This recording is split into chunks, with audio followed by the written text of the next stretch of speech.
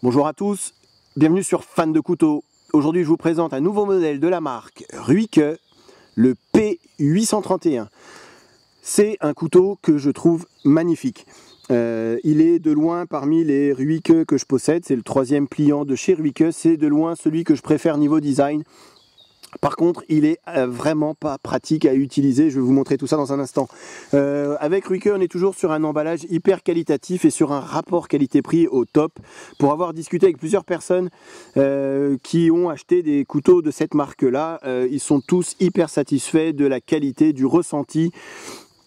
Du feeling, de tout, voilà, vraiment, et même de l'acier, le 14C28N qui est franchement pas mauvais sur celui-ci, sur la marque et avec la marque Ruike, pardon, où le tranchant va durer quand même relativement longtemps par rapport à certains autres 14C28N. Effectivement, on est sur un très bon tranchant qui va durer assez longtemps. Alors ce qui est pratique avec Ruike, c'est que toutes les dimensions sont marquées dessus, donc comme ça vous avez juste à lire. Longueur de lame 8,5, le poids 93 grammes, donc c'est plutôt pas mal, hein. On est vraiment sur un couteau qui est plutôt à classer dans les gentleman folder, un couteau élégant. C'est un couteau qui est extrêmement fin également, construction ouverte. Et là où je disais qu'il n'est pas pratique à utiliser, c'est qu'on est sur alors un thumb stud qui n'est que d'un côté. Donc les gauchers, c'est pas un couteau qui est fait pour vous. Donc que d'un côté, ça me dérange pas plus particulièrement que ça. Ce qui va me déranger, c'est qu'il est extrêmement petit. Vous voyez, il dépasse à peine des platines et du coup il est assez difficile à choper. On n'a pas une grosse entaille ici, et donc le pouce, on peut difficilement y glisser le pouce et du coup c'est assez difficile. Vous voyez, alors sans faire exprès, hein. Bon alors là, en forçant un petit peu, mais ça commence à me faire mal un petit peu au pouce, mais autrement on peut assez facilement rater l'ouverture. Je pense que je ne vais pas être le seul dans ce cas-là. Vous voyez, il faut vraiment mettre une certaine pression pour bien le choper. Et là, et encore, voir. Et là, je fais vraiment pas exprès, vous voyez.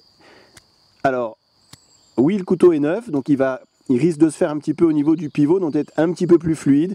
Mais même, c'est franchement assez embêtant pour rester poli. Souvent et parfois je suis obligé d'utiliser ma deuxième main pour l'ouvrir. C'est pas fait pour ça et ça c'est vraiment dommage, que l'encoche ici soit pas un petit peu plus creusée pour que le pouce puisse vraiment glisser au niveau du thumb stub et au niveau de la lame pour avoir une meilleure préhension et pour pouvoir le choper plus facilement. Vous voyez, là j'y arrive, je sais pas forcément pourquoi. C'est voilà, c'est vraiment un reproche que je pourrais faire. Est-ce que c'est un reproche qui fait que je l'aurais pas acheté? Absolument pas, c'est juste une constatation. Il y en a qui sont plus faciles à ouvrir que d'autres, comme vous avez pu remarquer, hein, contrairement à un autre couteau de la marque Ruike, donc le 801, où vous êtes avec une ouverture par flipper. Donc là la question elle se pose même pas, ou même avec des ouvertures par thumb stub. Ici vous voyez, c'est quand même un petit peu plus creusé. Ici on a un petit peu plus d'espace pour y glisser le pouce et du coup c'est quand même beaucoup plus facile pour l'ouvrir, alors que là il y a vraiment pas beaucoup d'espace. Alors ça participe à l'élégance du couteau, on est bien d'accord. Maintenant ça participe pas à l'aspect pratique, c'est ce que j'avais dit en début de vidéo. Alors si j'arrive à l'ouvrir, voilà. Autre chose que j'adore, c'est vraiment le design du couteau. On est sur une forme de lame que j'aime tout particulièrement, donc reverse tento, donc un tento à l'envers. La forme de la lame, c'est vraiment, je trouve le design et le profil du couteau magnifique.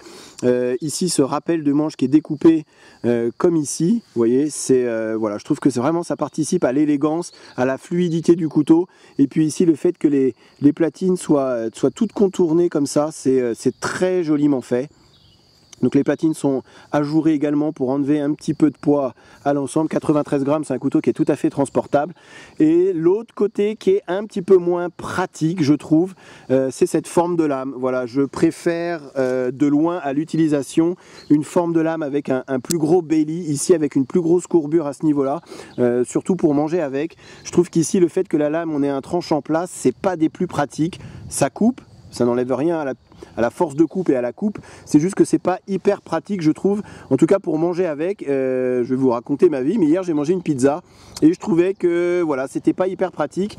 On a tendance à essayer de mettre le couteau un petit peu plus à l'horizontale pour couper sa pizza en l'occurrence, plutôt qu'avec ici ces formes de lame avec un gros belly. C'est quand même un petit peu plus polyvalent, un petit peu plus pratique à utiliser, même si au niveau du profil de la lame et de l'esthétique, je préfère largement celle-ci. Voilà, donc je vous mets les deux modèles de Ruike côte à côte. Là, c'est vraiment un couteau qui est hyper élégant, hyper joli. Et le fait qu'ils aient contourné ici ces platines, bien joué, ça apporte vraiment un côté design au couteau. La petite touche bleue également au niveau de la vis. Voilà, c'est vraiment très très joli. Et tout ça pour 40 €. Donc un couteau qui est hyper fin pour ceux qui possédaient déjà le 801. Vous savez que c'est déjà un couteau fin, mais celui-ci est encore un poil plus fin. Et je trouve un poil plus élégant. Mais aussi un petit peu moins, j'ai envie de dire, polyvalent, un petit peu moins pratique à utiliser que le 801. Alors je vais vous le mettre à côté d'un autre couteau, donc je vais faire une vidéo très prochainement. Je l'avais déjà promis plein de fois, mais voilà, moi les vidéos c'est au feeling, c'est quand j'ai le temps et le couteau que j'ai envie de présenter sur le moment. Ici il s'agit du modèle E571 de chez Real Steel, avec une autre forme de lame que j'adore, puisqu'on est un petit peu entre les deux ici, tout en courbure, assez plate, mais quand même pas mal de courbure au niveau de la pointe. Donc je vous mets les trois couteaux les uns à côté des autres. Trois formes de lame, trois couteaux qui sont, bon, je trouve qu'ont chacun leur charme, avec quand même une petite préférence pour l'esthétique en tout cas, pour celui-ci, le tout nouveau Ruike.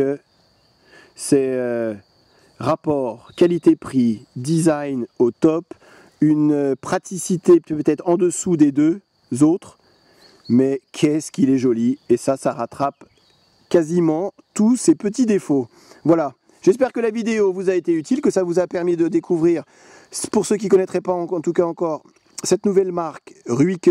Allez voir, franchement, ça promet. Sortez celui-ci avec des matériaux d'un petit peu meilleure qualité et un acier un petit peu plus top, un petit peu à l'image de Real Steel, ce qu'ils font avec le Pro, le E571, le Snow Leopard, enfin voilà, vous m'aurez compris. Franchement, continuez là-dessus, sortez un couteau peut-être un petit peu plus abouti au niveau de ces petits détails qui empêchent un bon fonctionnement, et vous serez parfaitement placé par rapport à toutes les autres marques qu'on connaît déjà. Merci d'avoir regardé la vidéo et à bientôt sur Fan de Couteau. Salut!